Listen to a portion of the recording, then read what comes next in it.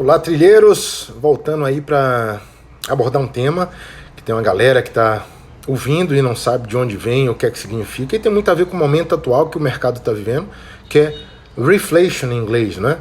Que eu chamo muito isso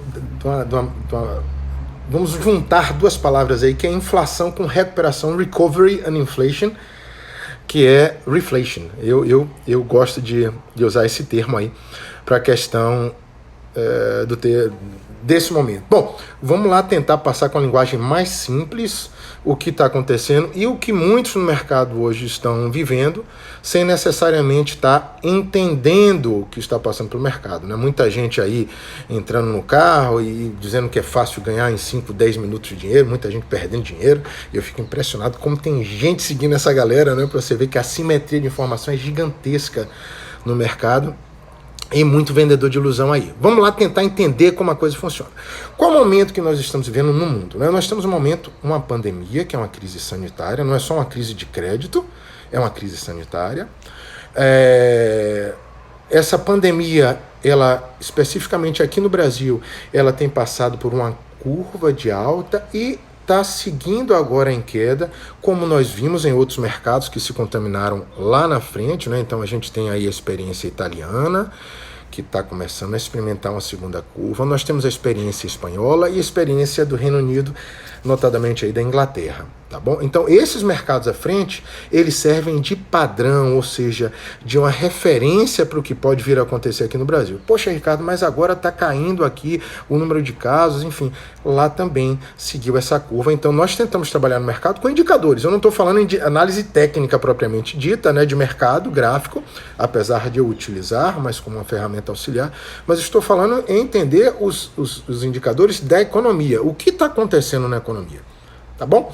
Então, pois bem, nós temos hoje uma crise sanitária, onde as pessoas, muitas dessas pessoas, elas mudam seu hábito de consumo, tá? Você pode estar tendo uma retomada da economia, mas com novos hábitos, onde as pessoas têm dificuldades de fazer o mesmo nível de consumo que tinha. Por exemplo, muitas pessoas hoje ainda têm receio de ir para um cinema, com causa justa.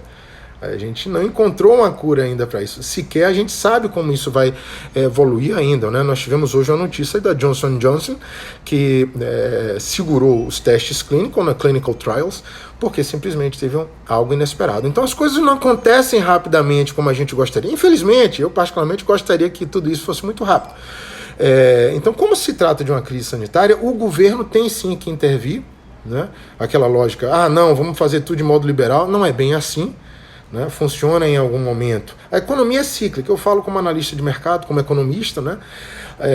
Você transita às vezes pela esquerda e pela direita. Não existe certo ou errado, depende do modo, o momento econômico. Então, o termo reflation, ele é exatamente utilizado para o momento atual, onde o governo ele entra para auxiliar esse momento, né, para a retomada econômica, utilizando o quê? Né? Ele quer que você volte a consumir. Se você não consome na economia, a economia não consegue gerar riqueza.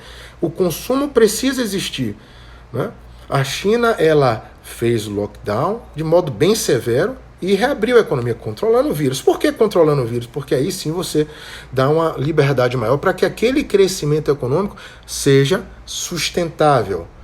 Tá bom? Senão a gente faz o famoso voo de galinha, né? Voa e cai novamente, porque as pessoas... É o que está acontecendo agora no Reino Unido, na Inglaterra, a Espanha está experimentando alguma coisa parecida com isso, Itália deve voltar a criar restrições. Mas voltando ao termo reflation, que até agora eu não falei. Então, a forma que o governo tem de auxiliar nisso é baixando o custo do dinheiro. Que você, com o custo menor do dinheiro, taxa de juros, linguagem simples aí, você busca estar economizando, as empresas voltam a investir. Né? Então, o que o governo faz? Né?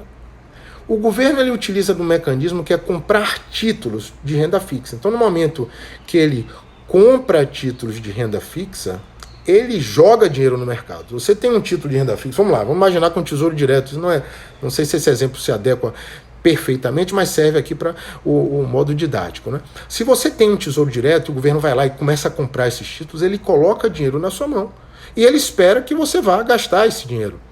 Né? O preço do título sobe, Então, se ele pagava, o título valia R$1.000, ele pagava de juros 10%, um exemplo, né, R$100, e o governo começa a comprar esses títulos, o preço dele sobe.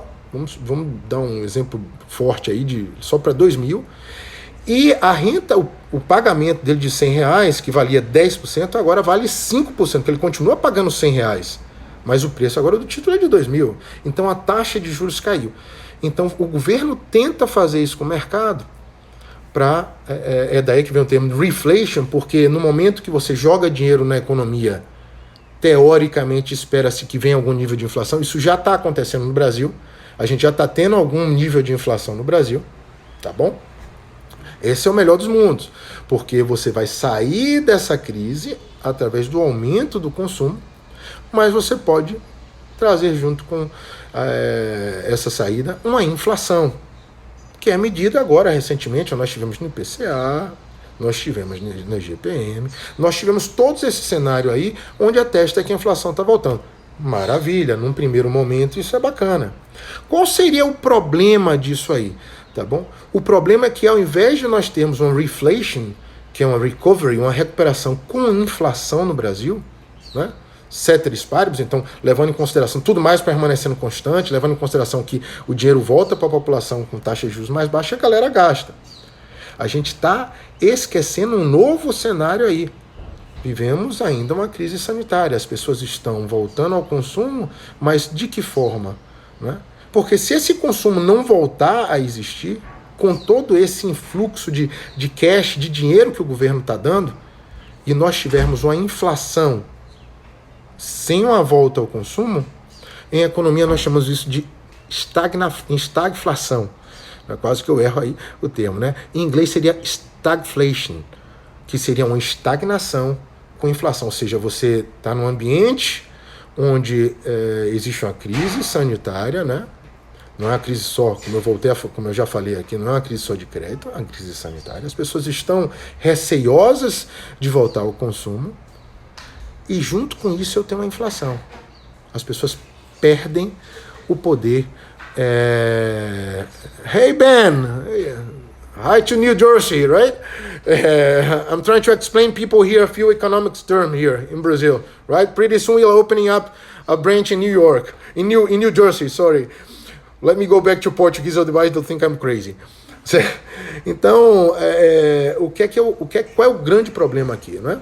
É se nós tivermos nesse novo cenário aí um stagflation, que é uma economia estagnada com uma inflação.